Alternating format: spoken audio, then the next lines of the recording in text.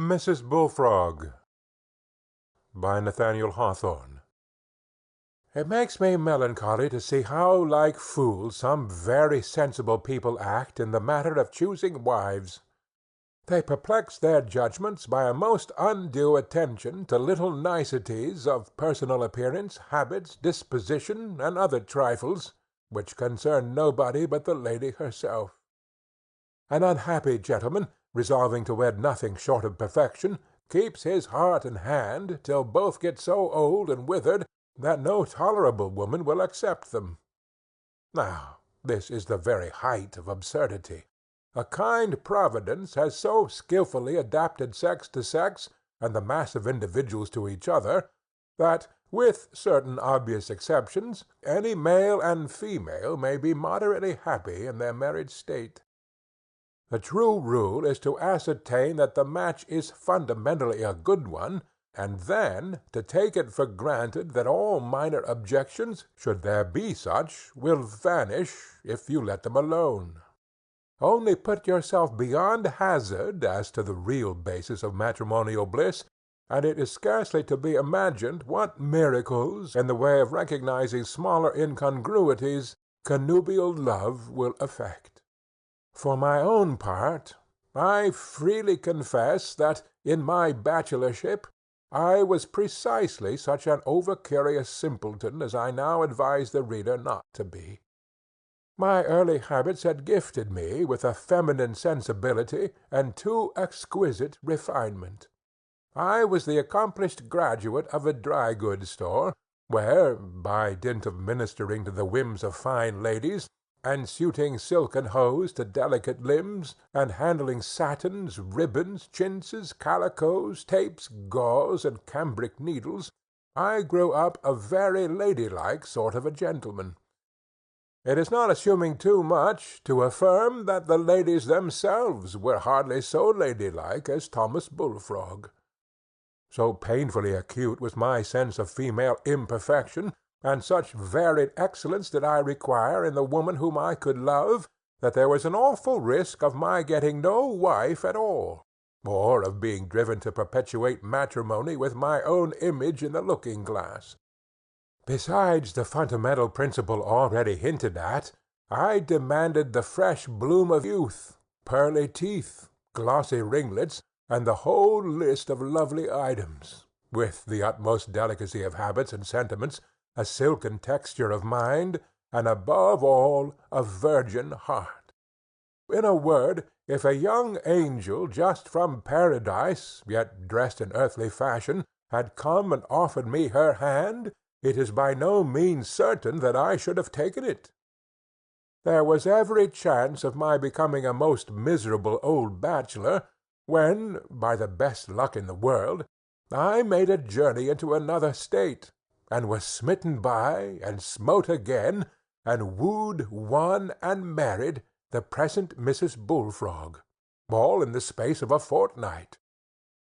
Owing to these extempore measures, I not only gave my bride credit for certain perfections which have not as yet come to light, but also overlooked a few trifling defects, which, however, glimmered on my perception long before the close of the honeymoon. Yet, as there was no mistake about the fundamental principle aforesaid, I soon learned, as will be seen, to estimate Mrs. Bullfrog's deficiencies and superfluities at exactly their proper value. The same morning that Mrs. Bullfrog and I came together as a unit, we took seats in the stage-coach, and began our journey towards my place of business. There being no other passengers, we were as much alone and as free to give vent to our raptures as if I had hired a hack for the matrimonial jaunt. My bride looked charmingly in a green silk calash and riding-habit of pelisse cloth, and whenever her red lips parted with a smile, each tooth appeared like an inestimable pearl. Such was my passionate warmth that, we had rattled out of the village, gentle reader, and were lonely as Adam and Eve in paradise, I plead guilty to no less freedom than a kiss. The gentle eye of Mrs. Bullfrog scarcely rebuked me for the profanation. Emboldened by her indulgence, I threw back the calash from her polished brow, and suffered my fingers, white and delicate as her own, to stray among those dark and glossy curls which realized my daydreams of rich hair. "My love," said Mrs. Bullfrog tenderly, "you will disarrange my curls." "Oh no, my sweet Laura," replied I, still playing with the glossy ringlet. "Even your fair hand could not manage a curl more delicately than mine. I propose myself the pleasure of doing up your hair in papers every evening at the same time with my own." "Mr. Bullfrog," repeated she, "you must not disarrange my curls." This was spoken in a more decided tone than I had happened to hear until then from my gentlest of all gentle brides.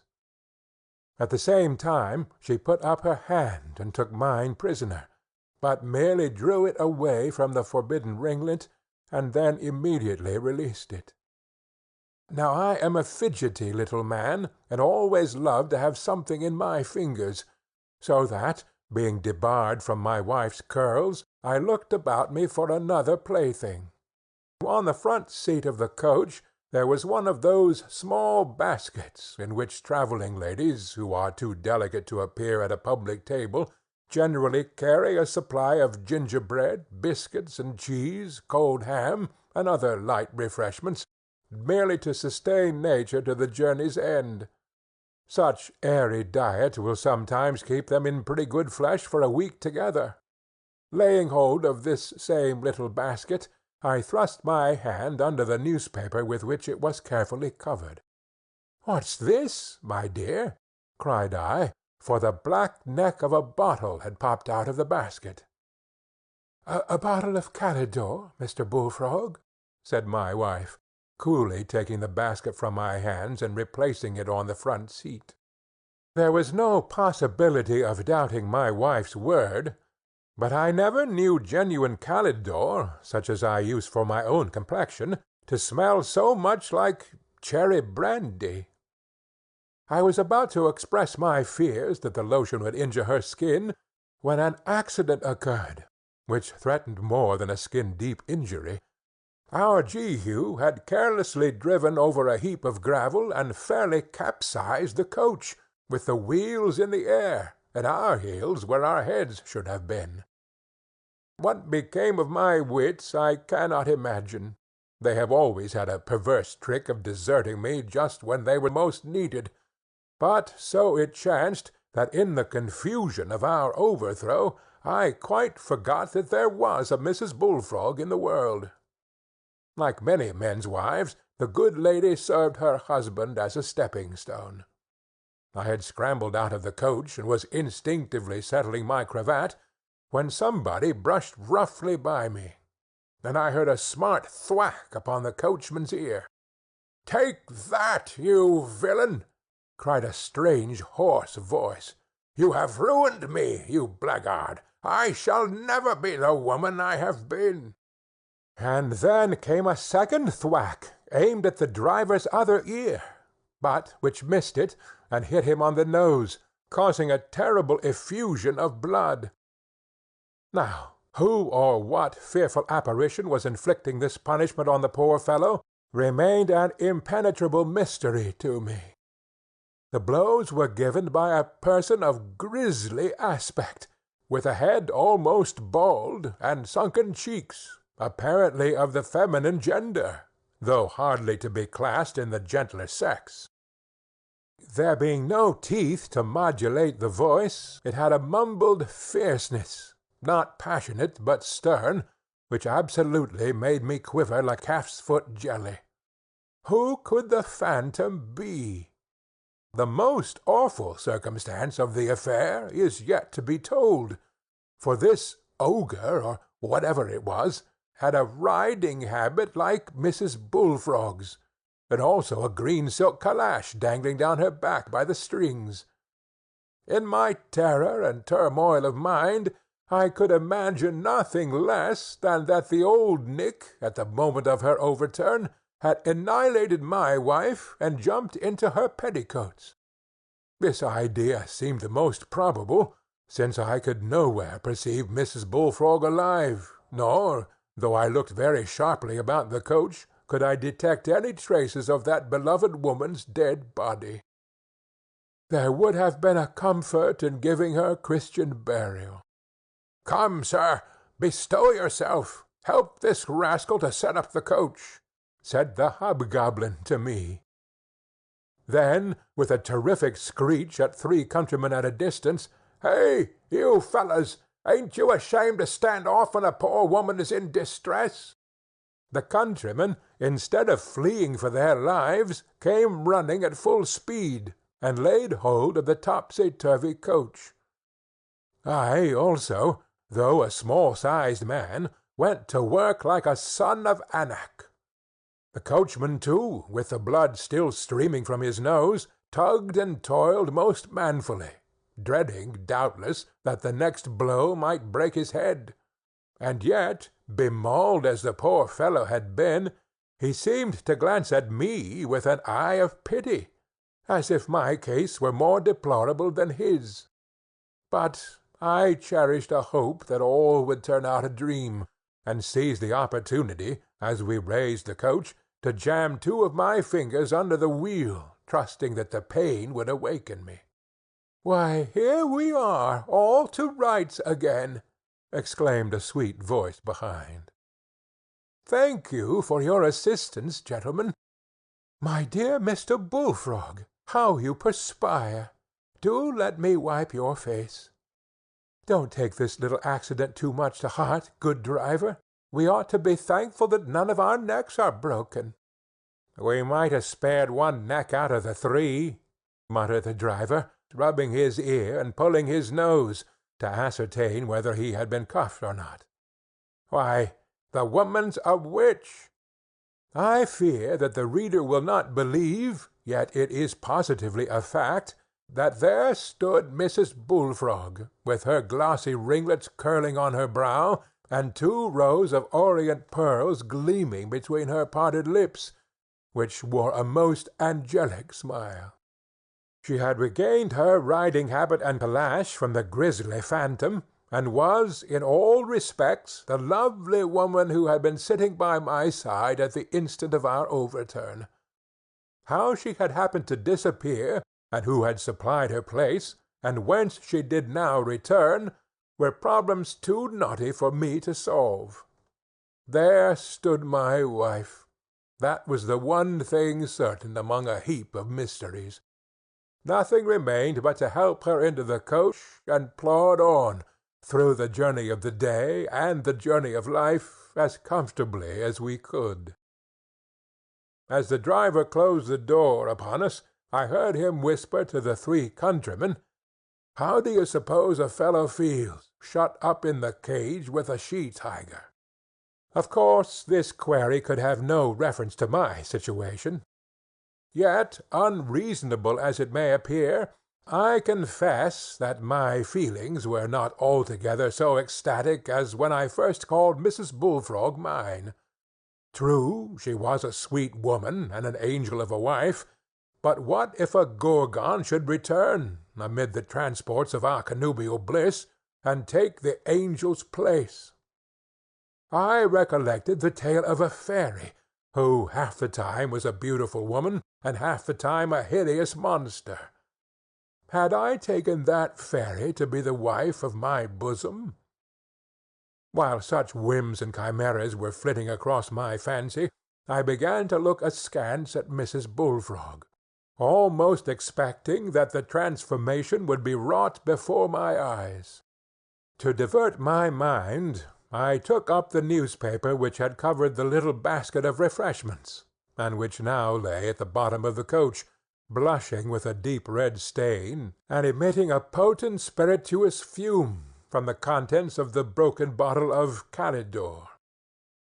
The paper was 2 or 3 years old, but contained an article of several columns in which I soon grew wonderfully interested.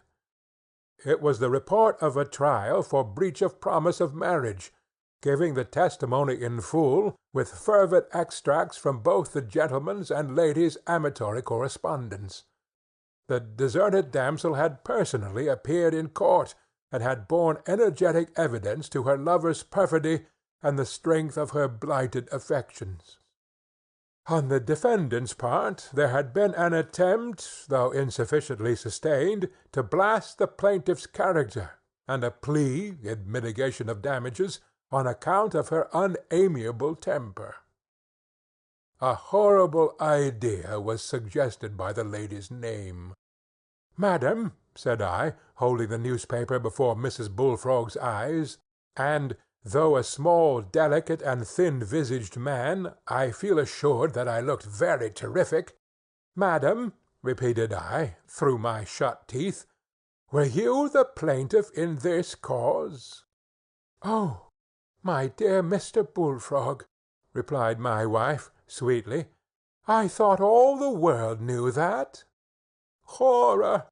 Horror!" exclaimed I, sinking back on the seat. Covering my face with both hands, I emitted a deep and death-like groan, as if my tormented soul were rending me asunder. I, the most exquisitely fastidious of men, and whose wife was to have been the most delicate and refined of women, with all the fresh dewdrops glittering on her virgin rosebud of a heart. I thought of the glossy ringlets and pearly teeth. I thought of the Calidore. I thought of the coachman's bruised ear and bloody nose. I thought of the tender love-secrets which she had whispered to the judge and jury and 1,000 tittering auditors, and gave another groan. "Mr. Bullfrog," said my wife. As I made no reply, she gently took my hands within her own, removed them from my face, and fixed her eyes steadfastly on mine. "Mr. Bullfrog," said she, not unkindly, yet with all the decision of her strong character, "let me advise you to overcome this foolish weakness, and prove yourself, to the best of your ability, as good a husband as I will be a wife. You have discovered, perhaps, some little imperfections in your bride. Well, what did you expect? Women are not angels. If they were, they would go to heaven for husbands, or at least be more difficult in their choice on earth." "But why conceal these imperfections?" interposed I, tremulously. "Now, my love, are not you a most unreasonable little man?" said Mrs. Bullfrog, patting me on the cheek. "Ought a woman to disclose her frailties earlier than the wedding day? Few husbands, I assure you, make the discovery in such good season, and still fewer complain that these trifles are concealed too long. Well, what a strange man you are! You are joking." "But the suit for breach of promise," groaned I. "Ah, and is that the rub?" exclaimed my wife. "Is it possible that you view that affair in an objectionable light? Mr. Bullfrog, I never could have dreamed it. Is it an objection that I have triumphantly defended myself against slander and vindicated my purity in a court of justice? Or do you complain because your wife has shown the proper spirit of a woman and punished the villain who trifled with her affections? But," persisted I, shrinking into a corner of the coach, however, for I did not know precisely how much contradiction the proper spirit of a woman would endure, "but, my love, would it not have been more dignified to treat the villain with the silent contempt he merited?" "That is all very well, Mr. Bullfrog," said my wife slyly, "but in that case where would have been the $5,000 which are to stock your dry-goods store?" "Mrs. Bullfrog, upon your honor," demanded I, as if my life hung upon her words, "is there no mistake about those $5,000? "Upon my word and honor there is none," replied she. "The jury gave me every cent the rascal had, and I have kept it all for my dear Bullfrog." "Then, thou dear woman," cried I, with an overwhelming gush of tenderness, "let me fold thee to my heart. The basis of matrimonial bliss is secure, and all thy little defects and frailties are forgiven. Nay, since the result has been so fortunate, I rejoice at the wrongs which drove thee to this blessed lawsuit. Happy Bullfrog! That I am." If you liked the video, put a like, subscribe to the channel, and click on the bell to not miss our new videos.